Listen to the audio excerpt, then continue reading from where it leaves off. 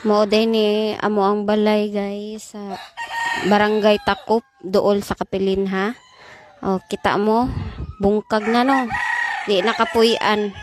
Pero gisorbi na ni diri sa taga City Hall, taga munisipyo sa San Remigio.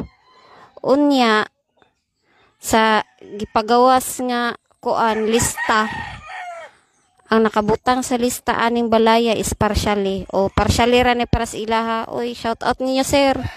Giunsa din ninyo pagtan-aw din ni among balay sir nga wa mo natanawan ni basig ka mo ganahan mo puyo aning balaya sir kay giparsyali ra man gini ninyo sa lista sir.